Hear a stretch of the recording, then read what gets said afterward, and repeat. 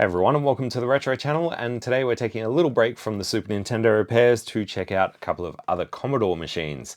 They are the Commodore 264 or TED series of machines. Part of the reason I haven't given these machines much love in the past is because, well, A, I never had one, and neither did anyone else I knew growing up, and B, they're kind of inferior to the Commodore 64. Even though these came out after the Commodore 64, Commodore kind of dropped the ball with these machines. The Commodore 16 here was designed to be a low-cost computer to compete with things like the ZX Spectrum, and pretty much to replace the now aging VIC-20. So it only has 16K of RAM, very similar to the VIC-20 in that it has one chip that does both video and audio, so there's no VIC-2 in these machines, and there's also no SID. It also doesn't have any hardware sprites, just like the VIC-20. Unfortunately, it wasn't compatible with software from the VIC-20 or the Commodore 64, and having only 16K of RAM also limited this quite a bit, and Commodore was basically just asking too much money for a machine that didn't really do all that much. There was also the Plus 4, which is basically the same as the Commodore 16, but it does have 64K of RAM, and it also had some inbuilt productivity software baked into the ROMs in these machines. Unfortunately, that software just wasn't that great, so there was like a basic word processor and spreadsheet and things like that, but not enough to sway the market to pay. I think they were asking around $299 or maybe even $399 US for this machine, and you could pick up a Commodore 64, which was much more capable, at least in terms of gaming, for around the same price. So yeah, both of these machines were pretty much a flop, and I think Commodore just dumped most of the hardware into the European market and sold it off fairly cheap.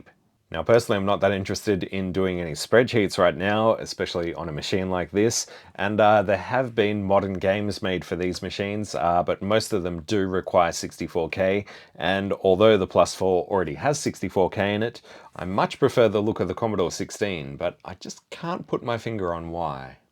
Thankfully, it is pretty easy to upgrade the 16K of RAM in these to 64K, so we'll have a look at how that's done in a minute.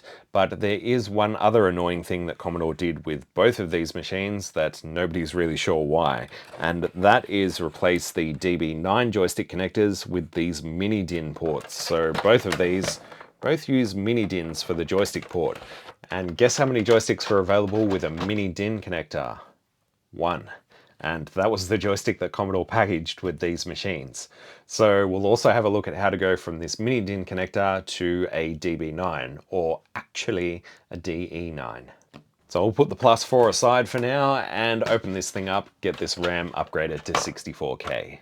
So just like any other bread bin, there's just 3 screws along the bottom, and then the case sort of hinges open, and we just need to connect the power LED and the keyboard connector. Oh, and that reminds me, this machine is missing the TED chip because the original one in here was dead. Seems these die fairly often, and I don't think there's any modern replacements available at this time. Luckily, I do have a original replacement TED chip, so hopefully that works. Let's get that installed first, and then we'll power this up, see if it actually works. So in this box should be a replacement TED. Yes, an 8360 R2 from the 49th week of 86. So pretty late in the production run of these machines. In fact, they probably would have been discontinued by that point. So hopefully this one's a bit more reliable than whatever was originally in this machine.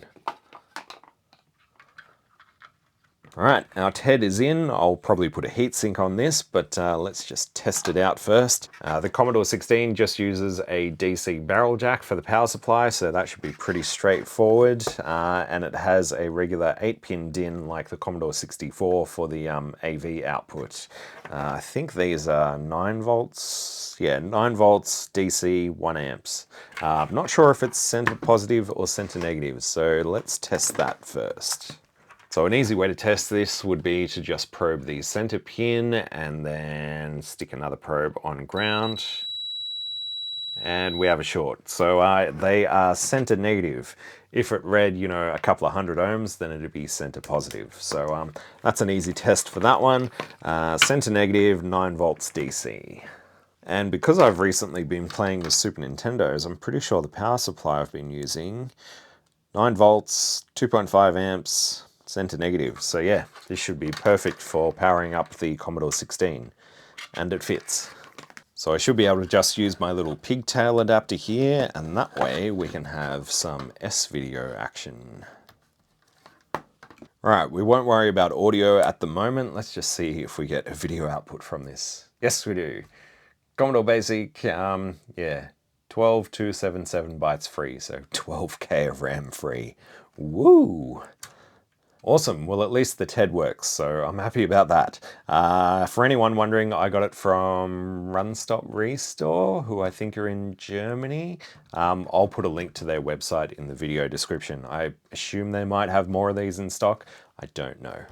But before I go any further, I'm definitely going to slap a heatsink on one of these, just to hopefully prolong its lifespan. Give the top a bit of a clean with some IPA. And slap one of these bad boys on it.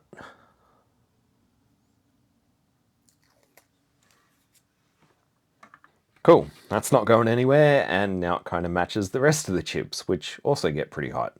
Let's figure out this RAM upgrade. So the Commodore 16 only uses 2 RAM chips, which are these two here, and they're 4 bits wide by 16K, so 2 of them gives us our total of 16K of RAM.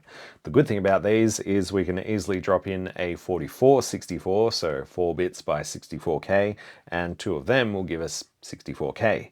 The only thing we do need to do is run a couple of address lines to some of the logic over here so it can actually address the 64K of RAM. So looking at the schematics for this machine, here's our 2 RAM chips at U5 and U6, and we've got a couple of multiplexers at U7 and U8, and you can see pin 14 of U8 is tied to 5 volts, and pin 2 of U7 is also tied to 5 volts. So that basically stops the CPU from addressing anything above 16K of RAM. What we need to do is run a couple of address lines from the CPU over to these 2 multiplexers, and then the CPU can actually address the full 64K of RAM. So if we look over at the CPU, you can see there are a full 16 address lines, and of course over at these multiplexers we only have A0 all the way up to A13, so we're missing A14 and A15. What we need to do for the RAM upgrade is obviously pull out this 16K of RAM and swap that out for 64K, and we also need to sever the connections that are tying 5 volts to some of the inputs of these 257s. So that would be pin 2 on U7 and pin 14 on U8. Then we just need to connect those upper address lines to those 2 pins. So I'll play it a little bit safe and just swap out the RAM first, and then just make sure the machine still works. Obviously it'll still only be able to see 16K of RAM, and then we can go about tackling these address lines. Right, the old RAM is out and sockets are in. I kind of skipped over that part because I realized that I really need to service my desoldering gun. I had a few choice words to say about it, so we'll just skip past that and move on to installing the new RAM, which is our 64K by 4-bit. Nice. So let's test this out. We're only going to have 16K available, but with any luck, this should still work. Okay, 12277, just like before. Now we just need to connect these extra address lines and disconnect these inputs from 5 volts. So let's just check this out with the multimeter. So pin 2 on U7 should be connected to VCC, which should be over here, which it is, and pin 14 on U8. They're both tied to VCC, so we just need to find out how they're tied to VCC and stop that from happening. I could desolder both these chips, but like I said, I've really got to service that desoldering gun, so I don't particularly want to do that right now. Let's see if we can just get away with cutting a couple of traces, depending on where they are. So U8 is this one here, and it looks like pin 14, which would be that one there, is connected just to this big 5 volt rail. So that's pretty easy. We should be able to just cut through that. Of course, I don't plan on reverting this back to 16K, so I'm not too concerned about cutting a trace or two. Right, that should be that trace 7, so we shouldn't have any connection between these two anymore, which we don't. Of course, you could go about removing this chip and just bending out one of its legs, but yeah, like I said, I don't plan on reverting this, and I guess if I ever wanted to, I'd just bridge that pin back to 5 volts. Let's try the other logic IC, so pin 2 on this one. So again, I can't see where it connects on the top side. And I also can't see where it connects on the bottom side, so pin 2 would be that one there, and yeah, it's not making a connection on the underside, so it must be going under the chip. In fact, I think I can see where that trace is, so it goes from obviously pin 2 over to pin 16, and it sort of just snakes under the chip here. So I reckon I'll just be able to get in under there and cut that trace. Let's give it a shot, hope that I don't break something else in the process.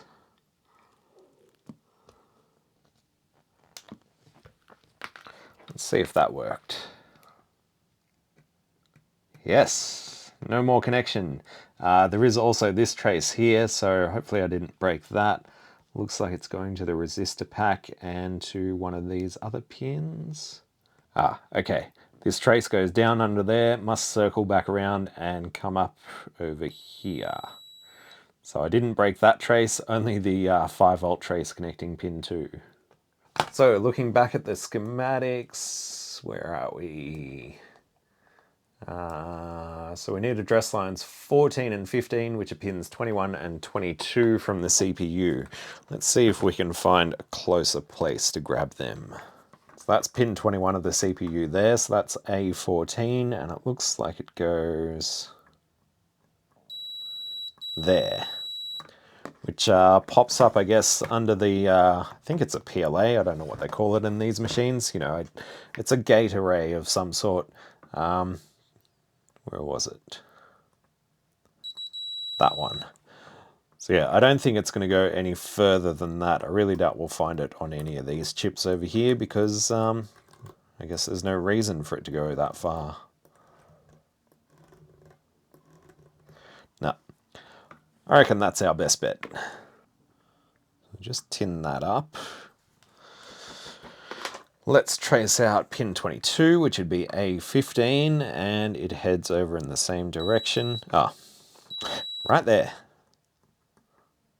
Yep, I'd say that's good enough.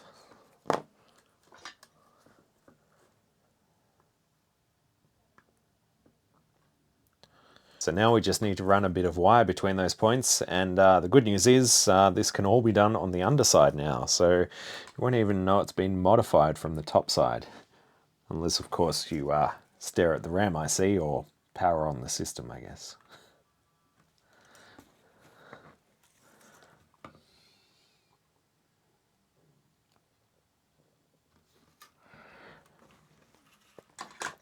Now, it shouldn't really matter which address line we connect these up to, as long as one of the address lines goes to one of the 257s and one goes to the other. Should work either way. There we go, that's pretty neat. So this one, pin 2, it's that pin there.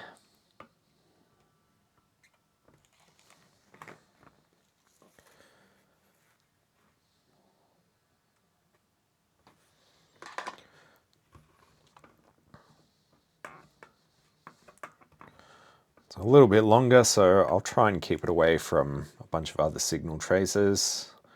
Maybe go straight up like that. Alright, that should do it. Let's just double check our work. So pin 2 on U7 should either go to pin 21 or 22 on the CPU. It's 22, which means pin 14 should go to 21. And neither of these should be connected to 5 volts. That's it. Perfect. I think. Plug this in and see if we have 64K of RAM. And we do. So yeah, there we go. 60 kilobytes free or thereabouts. Definitely better than the 12 kilobytes free that we had before. Now we can finally try out some games. But before we do that, we need to sort out these joystick ports. Oh, and I just noticed there's a MOS logic IC in here. Ew. According to the C64 wiki, the MOS 7714 is a 74 LS02, which is not one of the ones that I have in stock at the moment. So I guess that lives to die another day. Now for the joystick ports, we can actually reinstall this back in the case, because I'm not going to modify the actual ports on here. That would be a little too difficult, especially with this metal side plate. I have another thing in mind. Let me just put some screws in this first. All right, with the machine back together, here's what I've got for the joysticks. It is this little adapter. So what we have is a couple of mini DINs on one side and a couple of regular DB or DE9s on the other. So we can plug our usual joysticks in here, and this side obviously plugs into the Commodore 16, just like so. So you may notice that this isn't just a straight pass-through adapter. There are a couple of logic ICs here, and that is because the Commodore 16 and the Plus 4 use a select line rather than just the regular ground line on a joystick to actually tell, you know, what direction is being pressed, and also to tell which joystick it's happening on. So while there are adapters that just use the ground from the joystick and pass that through to the select line on the Commodore 16, that apparently is a little bit risky, and you could even fry your TED chip from doing that. I'll put a link to an article on Zimmer's. I'm not going to try and pronounce the author's name, but he goes through, you know, how the Commodore 16 and the Plus 4 interface with the joysticks, and why using something with a little bit of extra logic is a good idea. So that's pretty much what I've done here. And originally I didn't plan to have it with, you know, either joystick port top and bottom. I actually thought I'd have everything coming off to the side, so not to block the reset switch, but, you know, have the joystick ports over here somewhere. And that seemed all well and good, and that was until I got to the Plus 4. So the joystick ports are on the rear, and the video port is next to it, and also the memory expansion is on the other side. So if I had gone with my original idea, the joystick adapter would have stuck over here somewhere. So I went back and redesigned this thing so that it would fit in between those ports, and also this ridge at the top of the case here, and not extend past the bottom of the case. So of course I'll have this for sale up on the Tindy store, but I did find somebody else in Europe who's selling a very similar looking adapter, so I think they also use the extra logic here, and it's pretty much the same form factor. I guess they ran into the same problem that I had with the Plus 4. So yeah, there is a guy in Europe selling these. I can't vouch for the quality of them. So my adapter is going to be roughly the same price as theirs by the looks of it, and if you're in Europe, then postage is probably cheaper from them versus me sending it out of Australia, because yeah, international postage from Australia can be pretty expensive, unfortunately. Anyway, let's try this thing out. And for this I'm going to use the SD to IEC because it does work with pretty much all Commodore 8-bit computers. And that's just brought me to the next problem. Yeah, they used a mini DIN for the cassette port on these rather than the regular edge connector, so I need to supply this with external power, which means I need to open the Commodore 16 again. All right, we just need to plug that into the serial port, plug this into video port. All right, so I think we can just load star. Assume it works the same way. Run. Looks like I don't have a file browser set up for the Commodore 16 on my SD to IEC. Let me just try and fix that. Probably get some games while I'm at it. So I came across this website, which is Commodore Plus 4 World, and yeah, it looks like they're up to date with current news on the Plus 4 range. So that's pretty cool, and they also have games that you can grab from here. And there's one game in particular that I've been really wanting to test out on the Plus 4. And there it is, a port of Impossible Mission. So this was done in 2022 by TCFS, and it looks like we can download it straight from here. Of course, Impossible Mission first came out on the Commodore 64, but I want to see what the Plus 4 series can do with this game, because I imagine it might struggle a little bit, especially without a VIC-2 and a SID, but let's find out. Right, game is on the SD card. I just need to plug in a joystick. I'm not sure if it needs to go in Joy 1 or Joy 2. On a Commodore 64 it'd be Joy 2, but probably on the Plus 4 or C16, probably port 1, I guess. We're going to find out. Alright, load. I called it IM Plus 4. Oh, I think I left the PRG extension on there. That's fine. Yep, that's it. One eternity later. Gotta love those slow loading routines. Oh, run.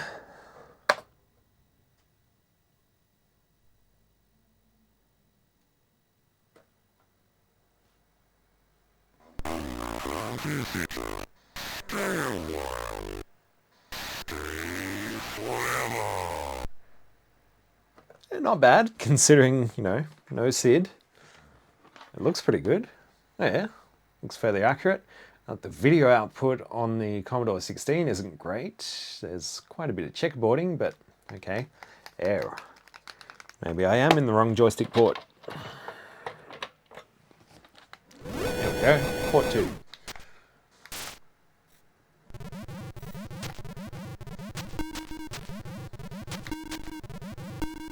Ah. Is that gap slightly bigger? Oh, there was no...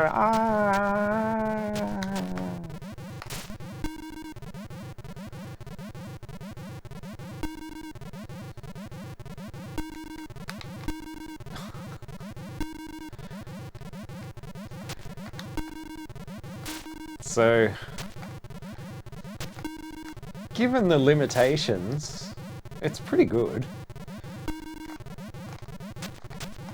It takes a bit to get used to it. It doesn't feel quite the same as the 64 version, but it's not bad. Ooh, yeah, see? Let's see if this works. So normally, if we just start running, yeah. So the layout is slightly different, it seems. Normally if you come into this room and just start running, you'll make it all the way down to that typewriter in the bottom corner. But instead, you end up on that first platform, so it's a little different, but fair enough, I guess.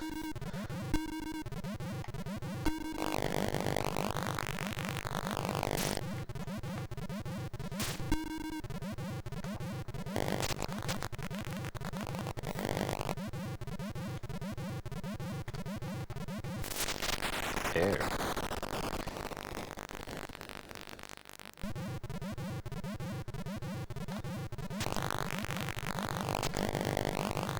That works, yes. Ooh. Ah.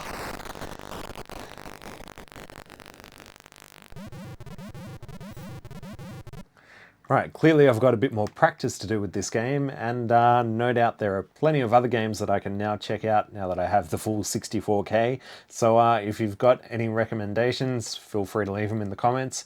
But I think that's going to do it for this video. I'm pretty happy to say that I've got a C16 with 64K, like it probably should have been from the start, and I can plug in whatever joystick I want into these. The video quality could be a lot better, but I'm not going to go out designing an RF modulator replacement or anything like that just at the moment. Maybe that'll come in the future. Let me know if you'd be interested in that. But that's probably it for this one. So thank you all for watching. A huge thanks to the people that support the channel on Patreon. If you want to do that, links are down in the video description. You'll get ad-free early access to all videos. And also, you know, help support the channel and keep these videos coming. So yeah, that is it for now. Thank you all for watching. Bye.